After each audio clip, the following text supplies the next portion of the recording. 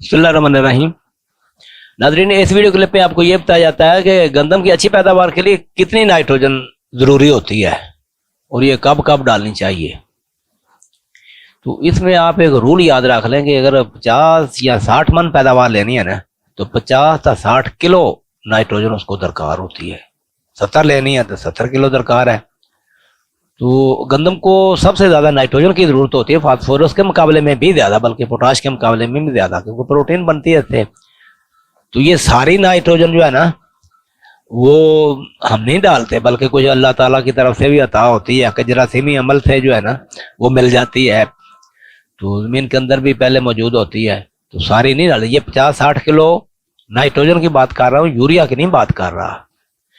अब देखें, बारानी इलाका जहाँ से शुरू करते हैं। बारानी इलाका जहाँ राइस जोन, वस्ती पंजाब, जनूबी पंजाब, थल एरिया, इनकी ज़मीनों की नोयत मुख्तलिफ है, अब हवा का थोड़ा सा फ़र्क है। इस हवाले से ना हर एक को मुख्तलिफ औकात में डालने की सिफारिश की जाती है। मिसाल के तौर पर बारानी इलाका जहाज में तो 80 से 100% यानी सारी के सारी नाइट्रोजन वो कहते हैं कि बजाई के वक्त ही डाल दिया फास्फोरस के साथ ही।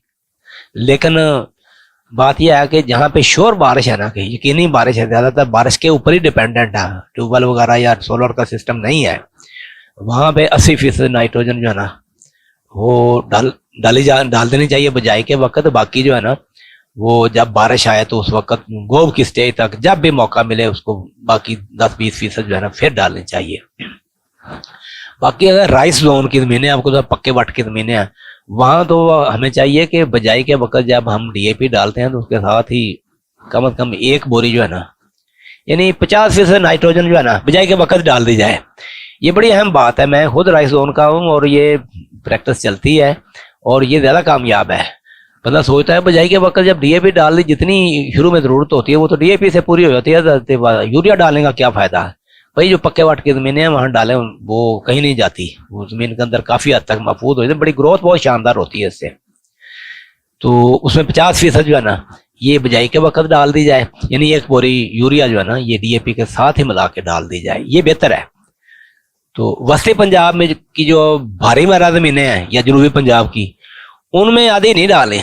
उसमें आप समझेंगे 30%, 30-33%, यानी तीसरा हिस्सा नाइट्रोजन का। अकेले डीएपी के ऊपर भरोसा नहीं करना, साथ आधी बोरी यूरिया भी डालें तो बेहतर है। ये क्योंकि ये जो भारी मारा ज़मीनें हैं ना, इनकी वो कुव्वत से पकड़ जो है ना, पकड़ने की सलाहियत है वो उतनी नहीं होती जितनी राइस जोन की हैवी साइल की होती है। बल्कि राइस जोन जैसी ज़मीनें अगर कच्चे के इलाके में हैं, कहीं भी मुल्क के किसी भी दरिया के साथ है, तो वहाँ पे भी राइस जोन वाला फार्मूला ही, यानी कि आधी नाइट्रोजन जो है ना जो बजाई के वक्त। तो वस्ती जनूबी पंजाब की मैंने अर्ज कर दिया कि 30% जो है ना ये बजाई के वक्त डालनी चाहिए, जबकि थल एरिया और रेतली ज़मीनें जहाँ भी हैं उनको तो 20% से ज़्यादा नहीं बजाई के वक्त डालनी, स्प्लिट करके 3, 4 या 5 मरतबा स्प्लिट करके डालनी जो है ना वो बेहतर है। बाकी अगर जो बाकी बची है, पुरानी इलाका जाके मैंने अर्ज किया था कि 20% की गुंजाइश इसलिए रखी है कि बारिश आ जाए तो बारिश की फ़ायदा उठाया भी जा सकता, वरना अगर ये मुमकिन नहीं है तो सारी जो है ना बजाई के वक्त का मैंने अर्ज किया है। अब मूंजी के इलाके में 1-1.5 बोरी जो है ना वो पहले पानी के ऊपर भी डाल देनी चाहिए, इसके बाद जो है ना यूरिया खाद नहीं डालनी चाहिए, ये याद रख लें। क्योंकि यूरिया ही ज़्यादा चलती है, अगरचे और भी मुख्तलिफ सोर्सेज हैं नाइट्रोजन के, लेकिन हम सिर्फ यूरिया की बात करेंगे। जबकि भारी महरा ज़मीनें जो हैं या महरा ज़मीनें जनूबी पंजाब की या वस्ती पंजाब की, इनकी जो बकिया 50 और 60% वो पहले और दूसरे पानी के ऊपर जो है ना ये स्प्लिट करके डालनी चाहिए।